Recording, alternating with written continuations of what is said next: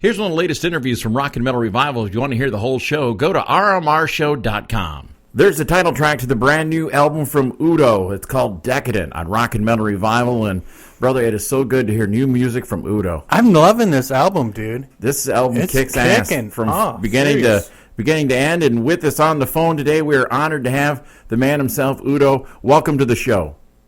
Okay, hello, everybody. And we just want to say that this album, we are so impressed, UDO. We can't wait for it to be released this Tuesday.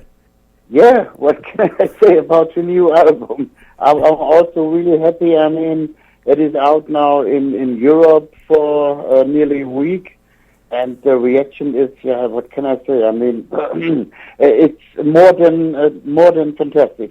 I don't know. Yeah. I mean, it looks like I did something right.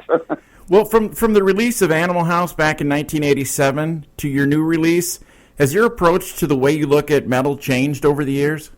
Yeah, of course, in a way, there was a lot of changes going on, but all the, now with internet stuff downloading, and of course the whole thing is changing, but the music is still the same.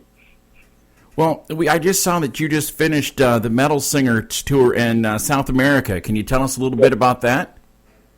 Yeah, I mean, it was a quite interesting thing happened.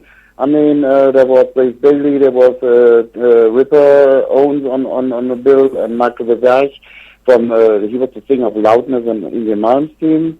And I mean that was, I think, a good thing also for the people, to get in, literally, let's say 2.5 hour, 25 classic rock songs, I mean, Blaze was doing a lot of stuff of Iron Man, Ripper was doing a lot of Judas Priest, and Michael was doing stuff from Loudness and in the Malmsteen.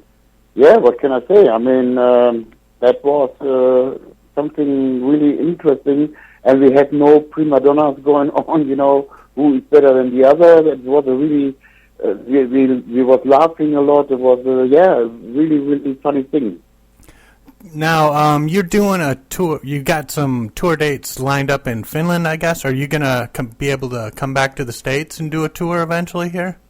Yeah, we have a tour in Europe starts. The first part of the European tour starts in the beginning of March, and we end up in Finland in the middle of May. And then we having, quite a lot of festivals coming up in the summer until the end of August. And then between September and December, we will do the second part of the European tour, go to Japan, and they're working on the tour in South America and the U.S. and Canada. So I don't know when we're coming to the U.S., but definitely between September and December. Sweet. Now, Udo, it's been a while since you last played with Accept. Do you still have any contact with the original members? No, definitely not. Sorry. That ship has sailed, hasn't it? Yeah, I don't know. There was so many bad things going on, but I don't want to talk about this. That's fine. Okay, that's fine. Cool. Now, I'm a big Accept fan, dude. I remember when I first heard Shark, Fast as a Shark, back in like 83, and it just blew me away. Now, I had this friend who was a singer, and we'd listen to this album, Restless and Wild, and he'd point out all these things that you were doing. Now, there's one scream you do at the end of Flash Rockin' Man. How do you do that? It sounds like I make it. It sounds kind of like a guitar doing a harmonic or something. You're getting all these overtones. I cannot really explain it. Just open the mouth and do it. That's it. Oh, Jesus. It's crazy. So now, it's just coming out like this. I do the same thing in the beginning now with Fast as a Shark. Mm-hmm. I mean, it's easy to do. Yeah, for me. You do have an awesome scream. That's for sure. Well, over the years, Udo, they said that Fast as a Shark was probably one of the first ever thrash metal songs, and Balls to the Wall is probably one of the biggest heavy metal songs of all time. You've really put your thumbprint on heavy metal. What do you see for the future of metal? Oh, I mean, I think there is a big future. At the moment, I can just talking about Europe. I mean, so if you see how many festivals we have in Europe during the summer, I mean, the biggest one is Wacken, definitely, and but in Europe, metal is really big, and I mean, hopefully also.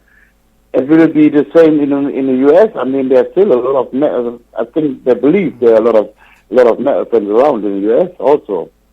All right, well, the album comes out on February 3rd, and I tell you what, Udo, it's one of our favorites that we've heard so far this year, and we're looking forward to playing more songs off it, like the song Pain. Can you tell us a little bit about this song?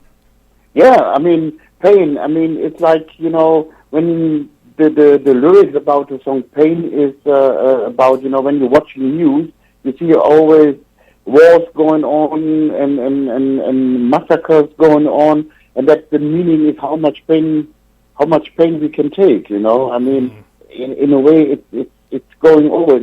When you watch the news, it's like a horror movie, it's going on TV. It's that's the story about pain, and I think it's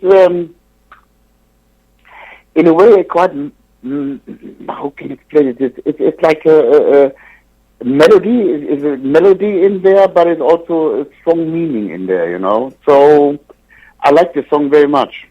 All right, well, we're going to crank it up right here on Rock and Metal Revival. To catch the whole show of Rock and Metal Revival, all you have to do is check it out on these affiliates. Mega Rock Radios on Saturdays from 11 a.m. Eastern Time, on Rock 101 KLOL on Saturdays 11 p.m. Eastern, on Z-Rock 106.9 KKZR Sundays at 8 p.m. Eastern Time, and on Uncontrolled Noise Tuesdays at 1 a.m., Thursdays at 8 p.m. Eastern Time, and on Saturday nights at 7 p.m. Eastern on UncontrolledNoise.com. And make sure that you leave them a message and tell them that you found Rock and Metal Revival on their stations. Enjoy this edition of Rock and Metal Revival.